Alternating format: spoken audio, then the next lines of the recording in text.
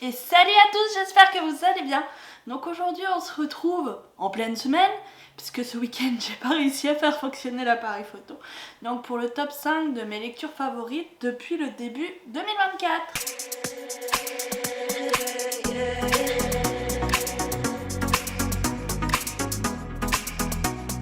J'ai un petit monsieur qui vient encore dire bonjour comme d'habitude. C'est Fifi. Ouais, regarde là.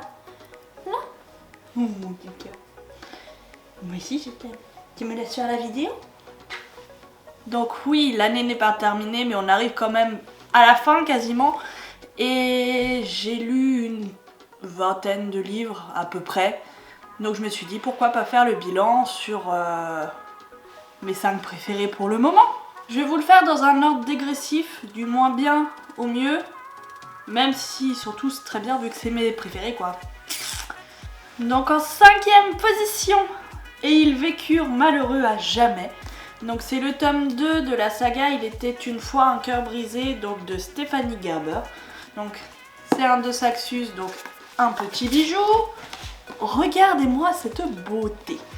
Avec la petite map et tout sur la jaquette. Et on peut dire qu'ici la malédiction du tome 2 n'est pas valable parce que j'ai lu les 3 du coup, j'ai lu le 3e aussi cette année. Mais celui-là. Donc on suit toujours Evangeline, Jack, donc dans leurs aventures. Donc un parfait mélange de romance, de fantasy, de complot, de politique, tout ce que vous voulez. D'enemy to lovers. Et que vous dire à part liser cette trilogie qui est franchement bien. Mais ouais, le 2 restera quand même mon préféré des 3 pour le coup. Ensuite, on a un beau parpeng.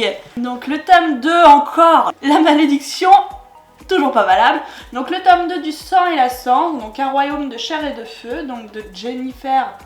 Oh j'arrive jamais, Armentrout, je sais jamais comment ça se dit. Mais regardez-moi ce bébé par rapport à la taille de ma tête, de ma main. Donc on suit les aventures de Poppy, qui est la jeune pucelle du royaume, donc elle est voilée, pas le droit de découvrir son visage. Elle est vouée à un grand destin, mais vous allez voir que tout ne se passe pas comme prévu. Donc c'est pareil, c'est un de chez De Saxus, et lui aussi, il est pépite quoi. C'est rare les livres blancs, mais celui-là il est beau. Donc ouais, franchement, là faut que je lise le tome 3, mais j'adore pour le moment. Donc si vous aimez les loups-garous, les vampires, tout ce qui est complot, politique au sein d'un royaume, la romantasy, enemies to lovers, tout ça, foncez. Donc en 3e position, on a Divine Rivalité, donc encore un de chez De Saxus. Celui-là, je l'ai lu récemment, je l'ai lu le mois dernier. Et ça change un peu, c'est aussi de la romantasy, mais pas... parce que là, ça fait quand même assez réel. Donc on suit... c'est Iris je crois, ouais, Iris Wino, donc la jeune fille sur la couverture, qui est journaliste, qui travaille dans un journal, tout ce qu'il y a de plus tranquille, enfin elle essaye d'être titularisée. Et du jour au lendemain elle se retrouve correspondante de guerre pour le compte d'un autre journal. Il y a une grosse guerre qui éclate dans l'univers, donc qui est menée par 2 dieux opposés et qui utilisent les hommes et autres créatures pour mener à bien leur guerre à leur place. Franchement, je ne pensais pas que j'aimerais autant parce que je l'avais dans ma bibliothèque depuis un bon moment. J'ai eu du mal à le sortir, mais je l'ai bouffé en 2 jours. Ah, et regardez-moi cette pépite. Donc déjà, le jaspage, on en parle ou pas? Ensuite, déjà, l'illustration de la couverture. Et puis, pardon quoi. Le tome 2 sort là, cette semaine ou la semaine prochaine. Et j'ai trop hâte de le lire parce que, à la fin, mais il nous laisse en suspense. C'est atroce. Tu veux savoir ce qui se passe, mais non, il coupe à ce moment-là. Sinon, c'est pas drôle. En 4e position, et pas des moindres, vous l'avez forcément vu passer sur le BookTok ou le Bookstagram français, parce qu'on en parlait partout à sa sortie. C'est Fourth Swing, donc le tome 1. Je l'ai dévoré. Si vous aimez les dragons, l'aventure. Encore un enemies to lovers. De toute façon, il n'y a que ça là. Il n'y a que ça. J'ai surkiffé. D'ailleurs en ce moment je suis en train de lire le tome 2.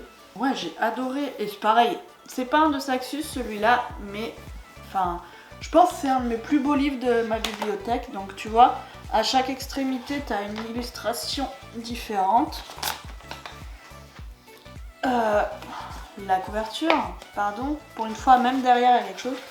Et sur la jaquette, on a un poster. Bon, ce qui explique un petit peu le prix du livre, parce qu'il vaut presque 30 balles à 5 centimes près, tu vois. Voilà, un dragon sans cavalier est une tragédie. Un cavalier sans dragon est mort. Codex du dragonnier, article 1, section 1. Bon, moi j'ai mon fiou là qui fait n'importe quoi, il a besoin d'attention.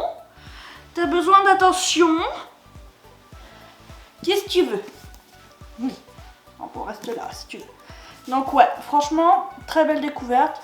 Là, le tome 2 il fait à peu près la même taille, mais c'est écrit vachement plus petit. J'ai beaucoup de mal, enfin l'histoire est toujours bien, mais j'ai trop hâte de découvrir la suite, franchement.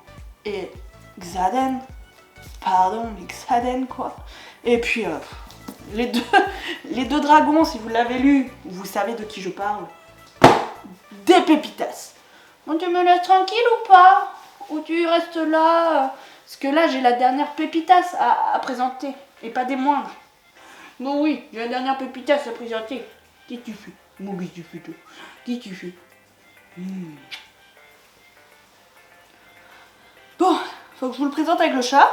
Et donc là, on est sur la pépitas intergalacticas.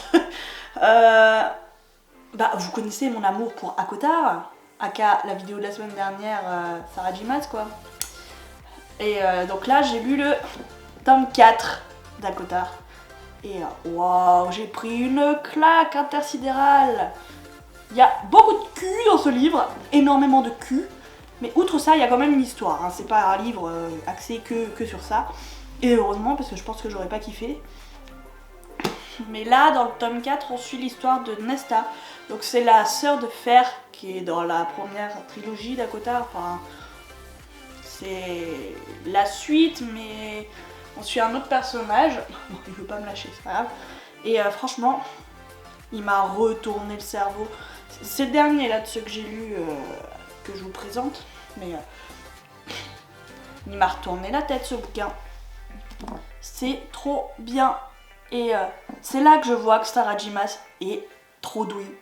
Elle nous retourne le cerveau. Parce que Nesta, dans les 3,5 premiers livres, on peut pas la péter. Et là, elle a fait un tour de magie, Sarah Jimas. À la fin du tome 4, Nesta, on l'adore. Je crois que Cassian Nesta, I love elle.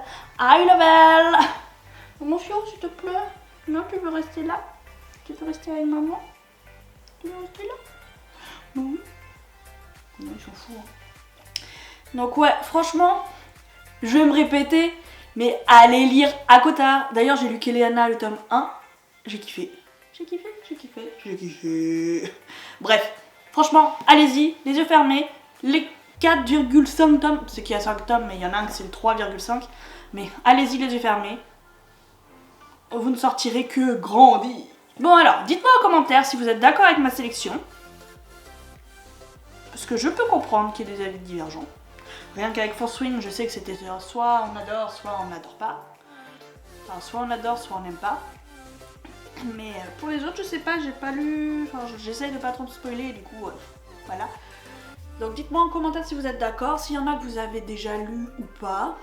Et puis bah écoutez, je vais vous dire à dimanche. Fifi, tu dis au revoir? Tu dis au revoir? Au revoir! Allez, va jouer.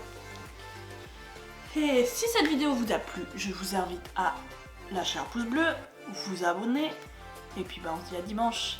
Allez, salut!